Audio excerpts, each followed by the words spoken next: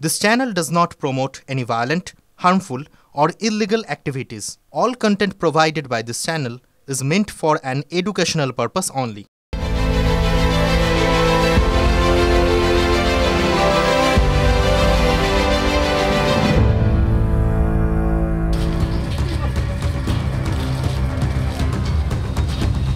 আগামী দিনে আমাদের ওয়ার্ডের পক্ষে গরিব মানুষকে মেরে ফেলার জন্য অর্থনৈতিক ভিত্তি অবরোধ হারে ক্ষমা প্রার্থী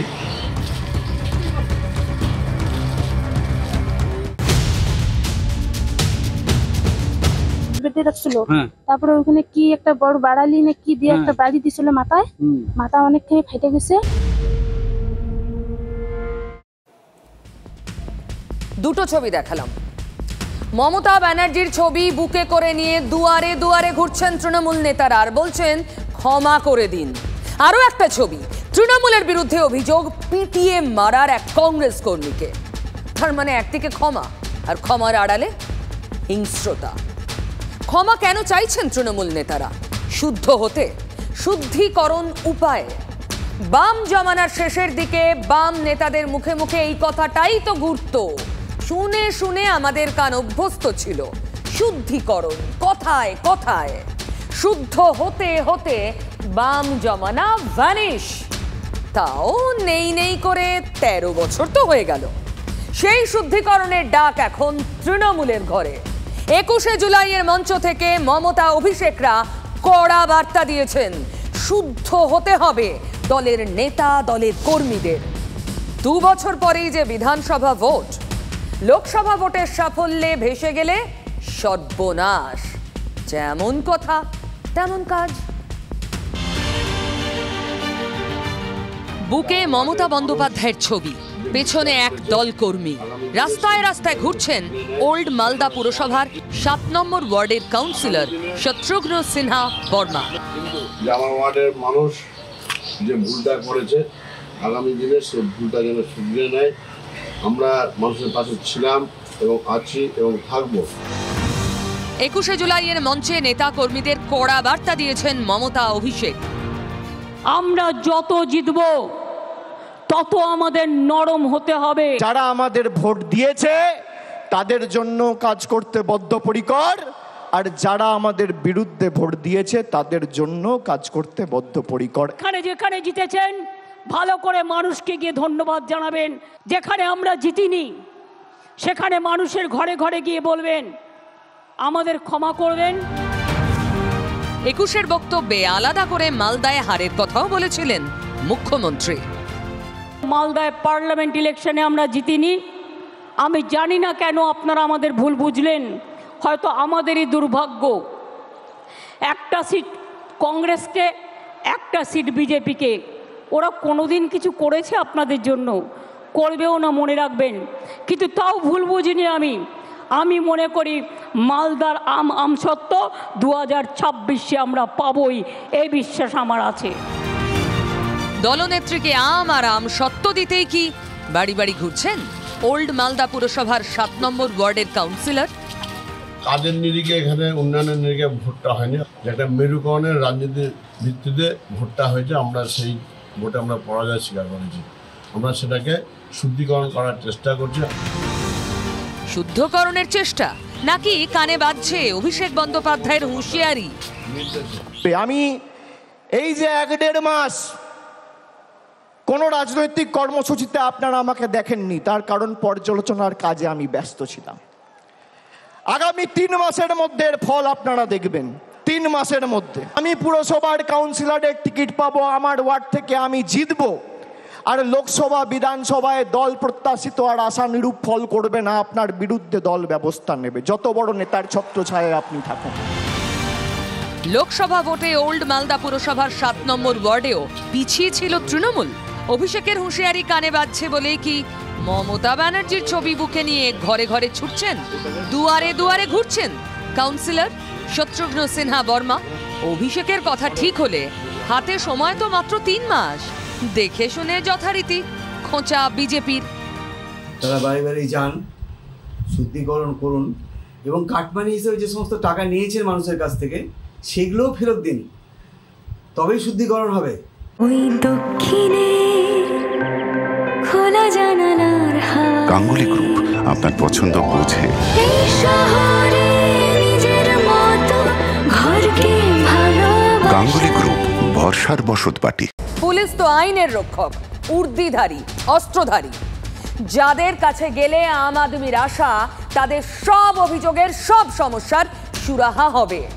সরি, আগে ছিল আশা, এখন আর নেই। কারণ পুলিশ কি করে, কি করছে? পুলিশের বিরুদ্ধেই তো হাজার হাজার অভিযোগ, তাই না? এই অভিযোগগুলো জানাবেন কোথায়? তাই রাজ্যের পুলিশ মন্ত্রী, মানে আমাদের মুখ্যমন্ত্রী মমতা ব্যানার্জি, তিনি পুলিশ কমপ্লেন্টস অথরিটি তৈরি করে দিলেন।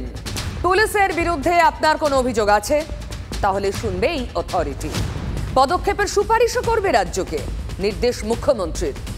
ভাবুন একবার, পুলিশ যাদের কাজ অভিযোগের নিরসন, তাদের বিরুদ্ধে এত অভিযোগ যে এই কমিটি না গড়ে আর চলছিল না।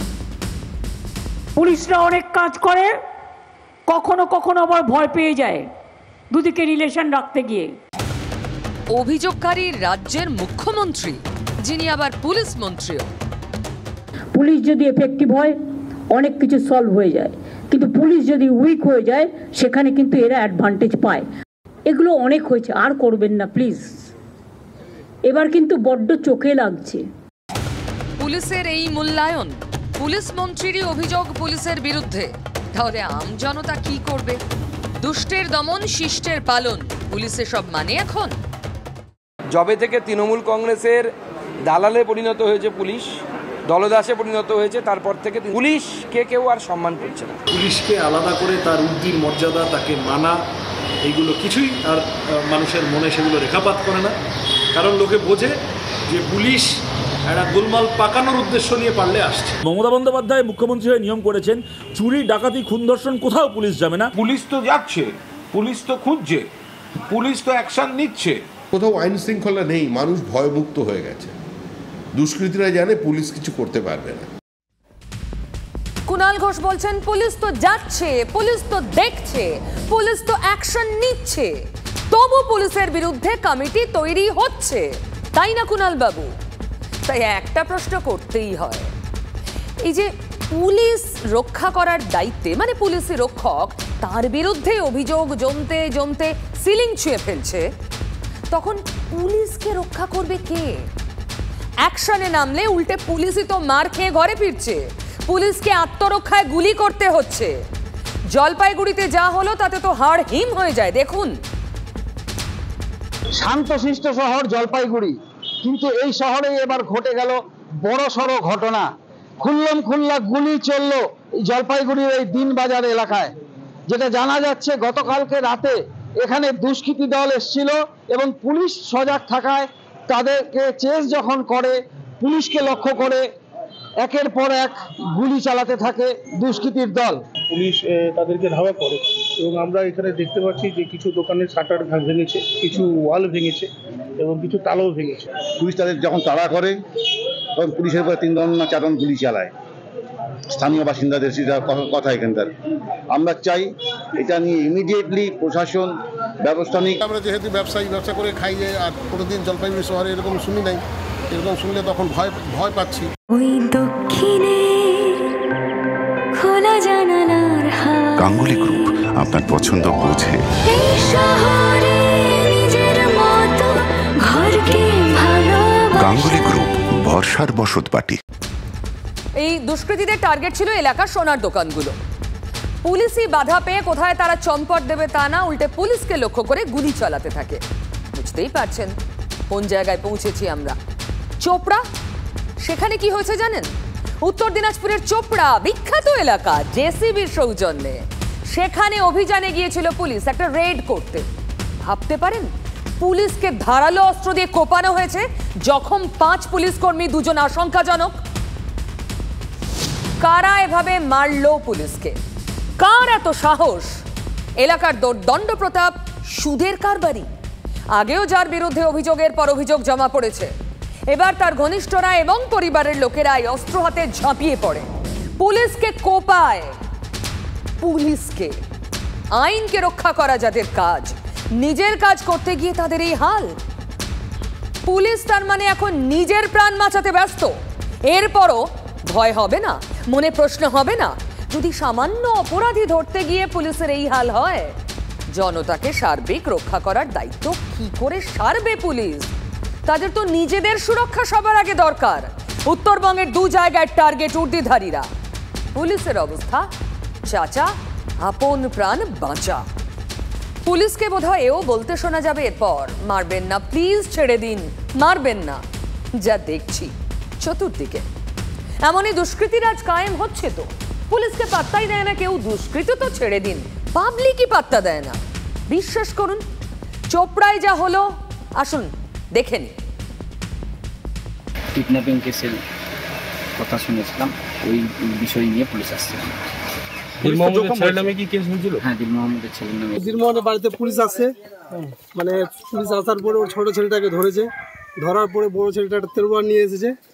আসার পরে পুলিশকে কাটাকাটি শুরু করে দিয়েছে। পুলিশ যখন পালাচ্ছে, গোক দোয়াদুই হচ্ছে, মানুষ শুনছে, তারপরে মানুষ বেরিয়ে এসে দেখছে যে রক্ত রক্ত হয়ে গেছে। চোপড়ায় পুলিশ কি অভিযানে গিয়েছিল জানেন? অপহরণে অভিযুক্তদের ধরতে গিয়েছিল। পুলিশেরই রক্ত ঝরল। দিল মোহাম্মদের বাড়ি থেকে শেষে পালিয়ে প্রাণ বাঁচাতে হলো পুলিশকে। বুঝলেন অবস্থা? রক্তারক্তি কাণ্ড কেন? কারণ পুলিশ রেড করতে গিয়েছিল। দোষ করে পার পেয়ে যাওয়া যায় আজকাল, কিন্তু আইন রক্ষা করতে হলে জোটে অস্ত্রের কোপ। সমাজ বিরোধীদের সামনে পুলিশও নস্যি। তাদের ক্ষমতা কই? যে যেমন পারছে মেরে চলে যাচ্ছে। চোপড়া কাণ্ডে জখম এক এসআই, একজন এএসআই, 2 কনস্টেবল এবং পুলিশের গাড়ির চালকও। শিলিগুড়িতে ভর্তি দুজনের অবস্থা বেশ আশঙ্কাজনক। এত কাণ্ডের পর পুলিশ শেষে অভিযুক্ত পক্ষের কয়েকজনকে ধরেছে, কিন্তু ওই যে বললাম, এত কাণ্ডের পর, মার খাওয়ার পর, রক্ত ঝরার পর, প্রাণ হাতে করে এলাকা ছাড়ার পর কেন? কেন অপরাধীদের এত হিম্মত যে তারা পুলিশ পেটাতে দুবার ভাবে না? জেসিবিও ভাবেনি। সে তো এলাকার কর্তা। সালিশি বসিয়ে নৃশংস অত্যাচারে তাই হাত কাঁপেনি। ভিডিও ভাইরাল হয়েছে, বিতর্কের ঝড় উঠেছে, তারপর পুলিশ ধরেছে। এই চোপড়াতেই তাজমুল ওরফে জেসিবির দাপটিত চোখে আঙুল দিয়ে দেখিয়ে দিয়েছিল পুলিশকে সেখানে কে কতটা মানে। এবার দিল মোহাম্মদের পালা, কিভাবে পুলিশ পেটাতে হয়।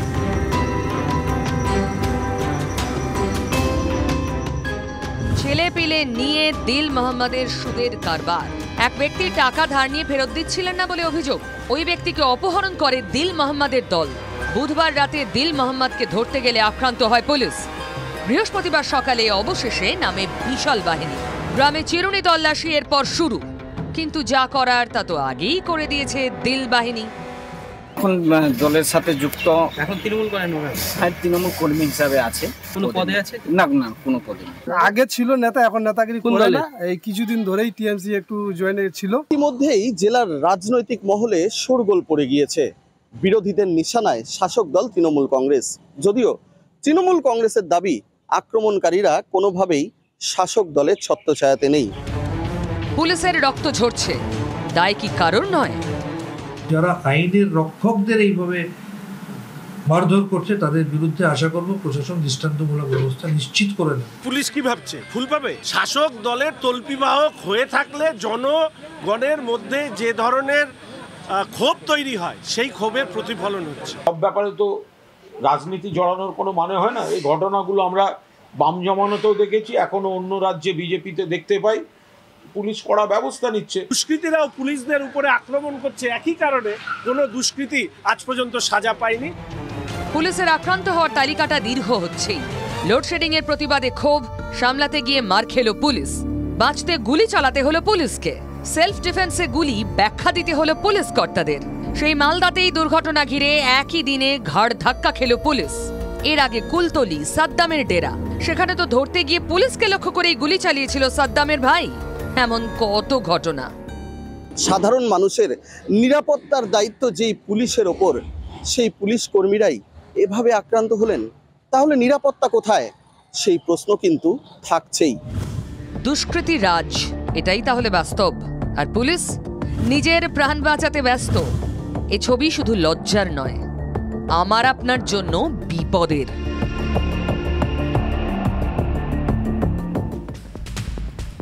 বিশ্বাস করুন, বিপদে এ রাজ্যের পুলিশও। একদিকে অপরাধীদের কাছে বেদম মার খাচ্ছে, কেউ গুলি চালাচ্ছে, কেউ কুপিয়ে দিচ্ছে পুলিশকে, আর পাবলিক পুলিশকে পাত্তাই দিচ্ছে না, বিশ্বাসই করে না পুলিশকে যে পুলিশ তাদের ভালো কিছু করতে পারে। আর সব দেখে শুনে আবার ওই যে শুরুতেই বললাম, কমপ্লেন্ট অথরিটি তৈরি হয়ে গেছে। পুলিশ নিজের কাজই করতে পারছে না, পুলিশের বিরুদ্ধে অভিযোগ জানানোর জন্য অথরিটি তৈরি হয়েছে। ভাবুন পুলিশের যন্ত্রণার কথা। অথরিটি আবার বানিয়েছেন কে? পুলিশ মন্ত্রী। লক্ষ্য একটাই, আম জনতার অভিযোগ যদি পুলিশের বিরুদ্ধেই হয় তা যেন বিফলে না যায়, বিচার সবার হবে, পুলিশেরও। বার্তা তো এটাই। কিন্তু এই জিনিস কি আমাদের রাজ্যে একমাত্র? প্রথম পথ দেখাচ্ছে বাংলা। দেখুন, 2006 সালে শীর্ষ আদালত প্রকাশ সিং বনাম ইউনিয়ন অফ ইন্ডিয়া মামলার পরিপ্রেক্ষিতে প্রত্যেক রাজ্যকে নির্দেশ দিয়েছিল পুলিশের বিরুদ্ধে ওঠা অভিযোগের খতিয়ে দেখবার জন্য প্রাক্তন বিচারপতি, হাইকোর্ট বা সুপ্রিম কোর্টের প্রাক্তন বিচারপতির নেতৃত্বে একটি অথরিটি তৈরি করা হবে এবং তারা এই ধরনের পুলিশের বিরুদ্ধে ওঠা অভিযোগ খতিয়ে দেখবে এবং প্রত্যেকটা রাজ্যের রাজ্য স্তর এবং জেলা স্তরে এই ধরনের অথরিটি তৈরি করতে হবে। ভারতের অন্য বিভিন্ন অঙ্গরাজ্যে ইতিমধ্যেই এই অথরিটি তৈরি করা হয়েছে, রাজ্যেও এটা আদৌ নতুন কোনো ধারণা নয়। তাহলে এবার বোঝা গেল যে কোর্টের গুঁতো খেয়ে এই অথরিটি তৈরি করতে হলো রাজ্যকে। গত 22 জুলাই নবান্ন একটা বিজ্ঞপ্তি জারি করে এই কমিটি পুনর্গঠনের কথা জানায়। ভালো করে শুনুন, পুনর্গঠন, গঠন নয় কিন্তু। মানে এটা আগেও ছিল, বিজ্ঞপ্তিতে স্পষ্ট লেখা রিকনস্টিটিউট। এবং গত বছর সংসদেও স্বরাষ্ট্র মন্ত্রকের রাষ্ট্রমন্ত্রী নিত্যানন্দ রায় একটি প্রশ্নের উত্তরে বলেছিলেন, যে সমস্ত রাজ্যে পুলিশ কমপ্লেন্টস অথরিটি রয়েছে তার মধ্যে পশ্চিমবঙ্গ রয়েছে। কিন্তু প্রশ্ন তো এখানেই, কমিটি যদি ছিলই তবে একদিন কেউ কিচ্ছু জানলো না কেন? তাদের অস্তিত্ব প্রকাশ্যে আসেনি। এবার না হয় প্রাক্তন বিচারপতি অসীম রায়কে চেয়ারপারসন করে কমিটি পুনর্গঠন হলো। সঙ্গে রয়েছেন রাজ্য পুলিশের ডিজি রাজীব কুমার, কলকাতার পুলিশ কমিশনার ভিনীত গোয়েল এবং স্বরাষ্ট্র সচিব। এর আগে কে ছিলেন নেতৃত্বে? কারা ছিল কমিটিতে? সদস্যদের নাম জানতেন আপনি? যাদের জন্য এই বিশেষ কমিটি, সেই আম জনতা কিচ্ছুটি জানতো না। সবেতেই তো ধোঁয়া আসা, তাই না? এখন হঠাৎ করে এ নিয়ে দৌড়ঝাঁপ। প্রশ্ন এটাও, মুখ রক্ষা কোর্টের গুঁতো খেয়ে। গত কয়েক বছরে পুলিশের বিরুদ্ধে ভুরি ভুরি অভিযোগ জমা পড়েছে হাইকোর্টে। এই সমস্ত অভিযোগের জেরে বারবার মুখ পুড়েছে রাজ্যের। এটা রুখতেই এবার পুলিশ কমপ্লেন্টস অথরিটিকে শক্তিশালী করতে তৎপরতা শুরু। এই কমিটির অস্তিত্ব জানান দেওয়ার চেষ্টা হচ্ছে। পুলিশের বিরুদ্ধে অভিযোগগুলো হাইকোর্ট পর্যন্ত যাওয়া আটকানোই কি তাহলে উদ্দেশ্য? এই প্রসঙ্গে বলে রাখি, কিছুদিন আগে কলকাতা হাইকোর্টে এই কমিটির অস্তিত্ব নিয়ে বড় প্রশ্ন উঠেছিল। গত 18 এপ্রিল কলকাতা হাইকোর্টে একটি জনস্বার্থ মামলা শুনানির সময় প্রধান বিচারপতি রাজ্যকে প্রশ্ন করেন, এ রাজ্যের পুলিশ কমপ্লেন্ট অথরিটির অবস্থান কি, আদৌ সেটা অস্তিত্ব আছে কিনা, থাকলে তারা কাজ করে কিনা, সেটাই জানতে চেয়েছিলেন প্রধান বিচারপতি। এবং তারপরেই রাজ্যের পক্ষ থেকে তড়িঘড়ি এই পুলিশ কমপ্লেন্ট অথরিটি রিকনস্টিটিউট করা হলো। মানে এটা সমাধান নয়, আসলে আরো একটা জল ঘোলার জায়গা তৈরি হচ্ছে। বহু রাজ্যে তো এই অথরিটি অলরেডি সক্রিয়। এ রাজ্যে কার্যক্ষেত্রে অ্যাক্টিভ মোডে তাদের দেখা যাবে। বিরোধী রাজনীতিকরা কি বলছেন জানেন? বলছেন কমিটির মাথায় অবসরপ্রাপ্ত বিচারপতি ছাড়াও তো রাজ্য পুলিশের ডিজি রয়েছেন, পুলিশ কমিশনার রয়েছেন, যাদের নিজেদের বিরুদ্ধে ফৌজদারি মামলা রয়েছে। তারাই অথরিটিতে বসেছেন। কে শুনবে কার কমপ্লেন? এটা শুধুই লোক দেখানো, কোর্টের গুঁতো খেয়ে তৈরি করা মুখ বাঁচানোর চেষ্টা।